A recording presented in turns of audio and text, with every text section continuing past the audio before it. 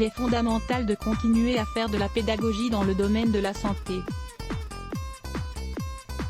Nous devons en effet tous prendre conscience des risques et de l'horreur absolue de cette pratique qu'est l'excision. L'ablation ou la mutilation du clitoris, également appelée excision dans de nombreux pays, est une pratique qui consiste à éliminer, totalement ou partiellement, les tissus qui recouvrent les organes génitaux féminins.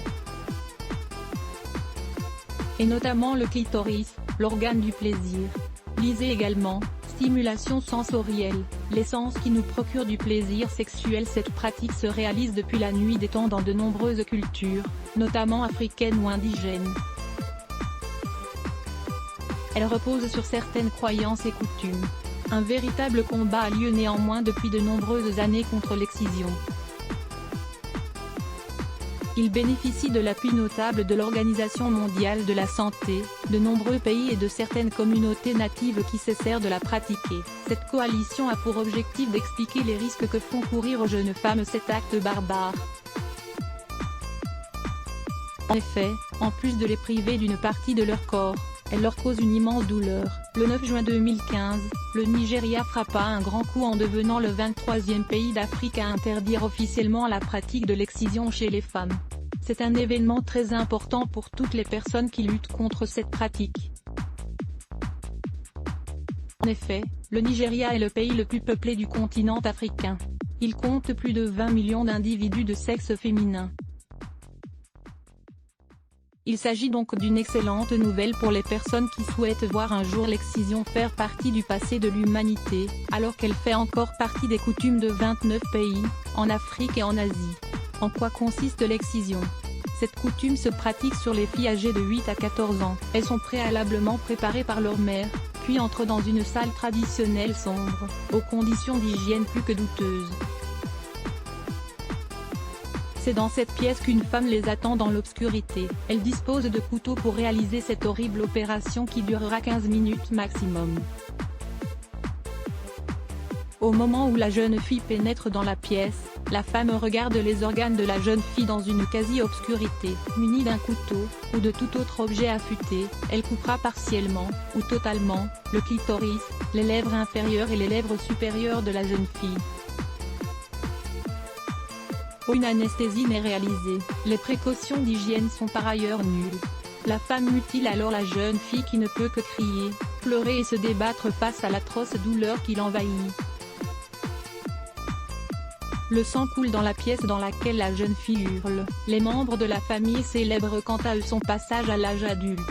Une fois ce processus achevé, il est temps de trouver un futur époux. Ce dernier doit être capable de s'acquitter d'une dot importante en échange de la jeune fille. Cela aura lieu, à condition que la jeune fille survive à tous les risques auxquels elle est exposée lors de l'excision.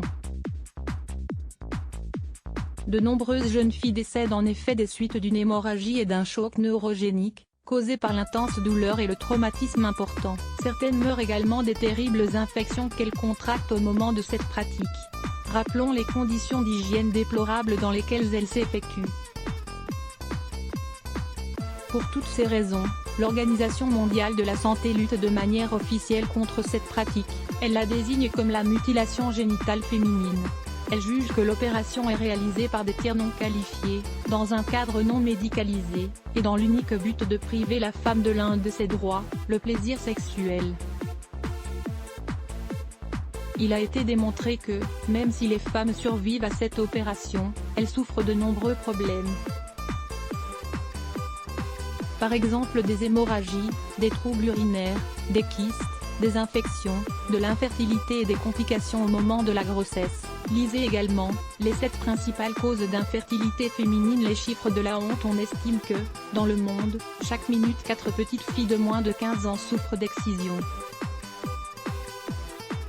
Jusqu'à présent et selon les données des organisations non gouvernementales, il y a eu 137 femmes mutilées, malgré les multiples protestations et la lutte permanente contre cette horrible pratique. Cette pratique n'est toutefois pas encore interdite dans 29 pays d'Afrique et d'Asie. Dès lors, quelques 86 millions de petites filles du monde entier pourraient souffrir d'une ablation de leurs organes génitaux externes avant 2030. Il faut également rappeler que cette pratique se maintient partiellement dans certains pays qui approuvèrent l'interdiction. En effet, même si elle est interdite légalement, beaucoup de cultures continuent à la pratiquer de manière illégale.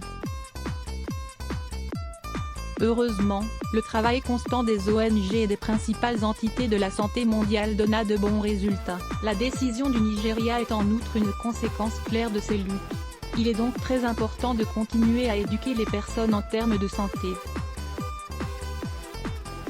D'informer aussi sur les risques qui résultent d'une telle pratique qui continue à sévir. Sans prétendre vouloir changer les cultures et les traditions autochtones de chaque peuple, il est essentiel de conscientiser les gens et de changer les mentalités concernant cette pratique.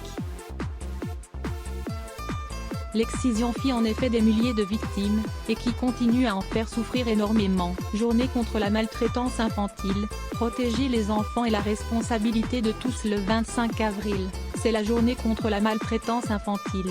C'est l'occasion de réfléchir et de prendre conscience d'un problème que nous pouvons tous lire. Plus lettre ce bloc ADS.